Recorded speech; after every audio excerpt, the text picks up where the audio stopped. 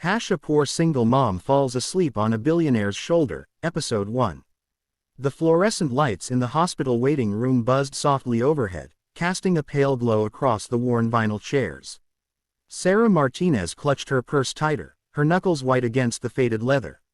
The clock on the wall read 11:47 p.m., but time seemed to move differently in this place where worry hung thick in the air.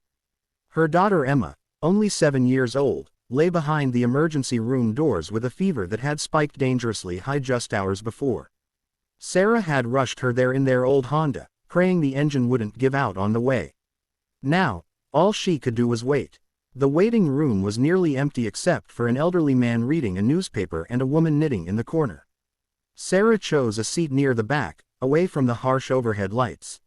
She pulled out her phone and stared at the screen, calculating numbers she'd already calculated a dozen times that evening. The emergency room visit would cost at least $800. The antibiotics, if Emma needed them, would be another $100. Sarah worked 2 jobs, cleaning offices at night and stocking shelves during the day, but it barely covered rent and groceries. Health insurance was a luxury she simply couldn't afford. She rubbed her temples, feeling the familiar ache of exhaustion settling behind her eyes. Sarah hadn't slept properly in weeks, not since Emma had started getting sick. Every night, she'd check on her daughter, feeling her forehead, listening to her breathing, wondering if she was doing enough as a mother. A few seats away, a man in an expensive suit sat quietly, his phone dark in his hands. He wasn't talking to anyone or making calls like most people did when they were anxious. Instead, he simply sat there, his presence calm and steady in the chaos of the hospital. This was Alexander Hayes, though Sarah didn't know it. She didn't recognize him from the business magazines or news articles. To her, he was just another person waiting for news about someone they loved. Alexander had been visiting his grandmother when he'd heard about a young girl in the emergency room whose mother couldn't afford the treatment. He'd quietly spoken to the billing department and taken care of the expenses, as he often did. It was something he'd started doing years ago, after his own daughter had spent countless nights in hospitals during her battle with leukemia. Now he found himself staying, not quite ready to leave the place that held so many memories. Sarah's eyes grew heavy as the night wore on. She tried to stay alert, tried to be ready when the doctor came with news about Emma, but her body betrayed her. The combination of work, worry, and sleepless nights finally caught up with her. Her head began to nod forward, then jerk back up as she fought against sleep. The third time it happened, her body simply gave in. Her head tilted to the side and came to rest against something warm and solid. She had fallen asleep on the shoulder of the quiet man in the expensive suit. Alexander felt the gentle weight against his shoulder and glanced down. The woman beside him had finally succumbed to exhaustion, her face peaceful for the first time since he'd noticed her earlier.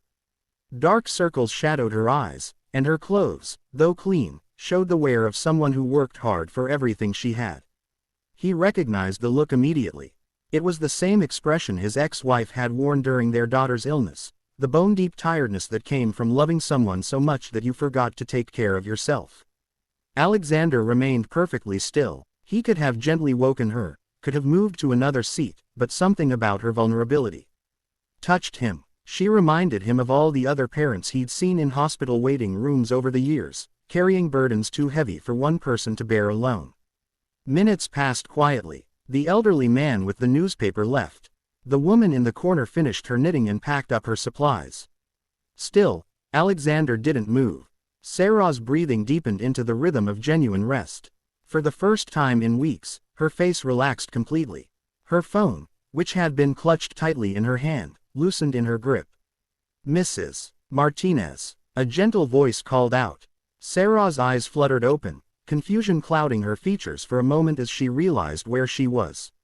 She jerked upright, heat flooding her cheeks as she turned to the man whose shoulder she'd been using as a pillow. "I'm so sorry," she whispered, mortified. "I didn't mean to." "It's perfectly fine," Alexander said softly, his voice kind. "You needed the rest." Dr. Peterson approached with a warm smile. "Mrs. Martinez, I have good news about Emma. Her fever has broken, and she's responding well to the treatment. She's asking for you." Relief flooded through Sarah like a wave. She stood quickly, gathering her purse with shaking hands. Thank you, doctor. Can I see her now? Of course. And Mrs. Martinez. Dr. Peterson paused. The billing department wanted me to let you know that your account has been taken care of. An anonymous benefactor covered all of Emma's expenses tonight. Sarah's mouth fell open. I don't understand. How is that possible? Sometimes, drive. Peterson said with a knowing glance toward Alexander. Angels come in unexpected forms.